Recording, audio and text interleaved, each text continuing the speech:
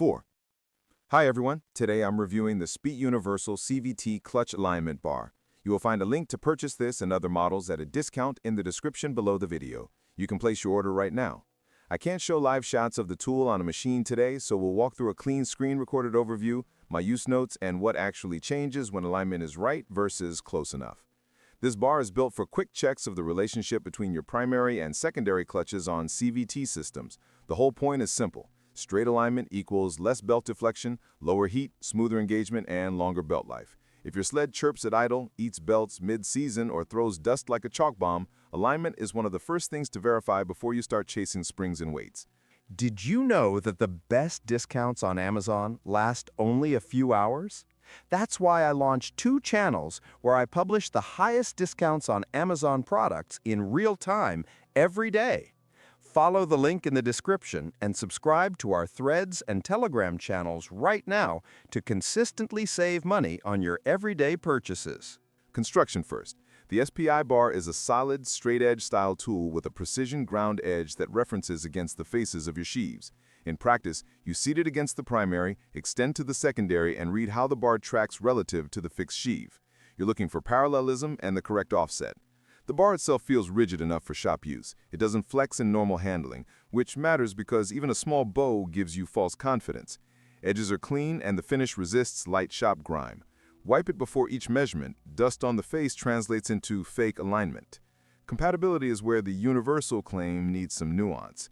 The bar works across popular CVT layouts, Ski-View, Polaris, Arctic Cat, Yamaha, and many ATV, UTV platforms, but some models need adapters, spacers, or a specific offset reference from the service manual. If your chassis calls for a gauge pin or a different standoff, plan on that. The bar doesn't magically replace model-specific fixtures. It's your straight reference, not the whole metrology kit.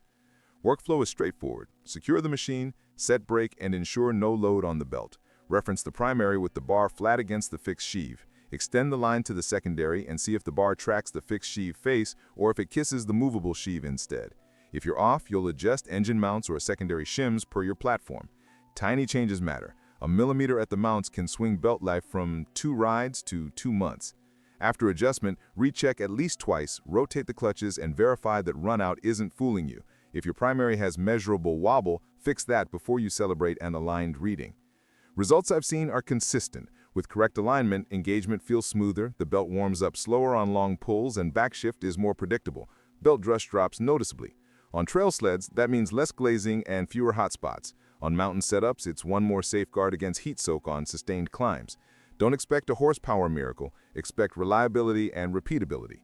There are limits. If your motor mounts are tired or the secondary shaft bearings are rough, the bar will only confirm a moving target. You'll align perfectly in the shop and lose it under load.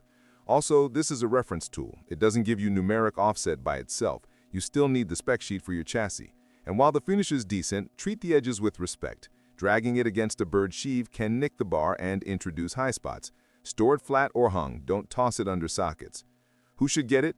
Anyone who services their own CVT beyond belt swaps. If you change springs, weights, helixes, or gear for altitude, you're already tuning. Alignment is the baseline that makes all those changes meaningful. If you only ride a few weekends a year and never touch the clutching, a shop check once per season might be cheaper than owning tools you rarely use. Compared to improvised straight edges, the SPI bar is more convenient and consistent. Compared to full manufacturer gauge kits, it's simpler and more affordable, but you may still need model-specific shims to hit the printed offset. Price to utility feels fair if you value belts and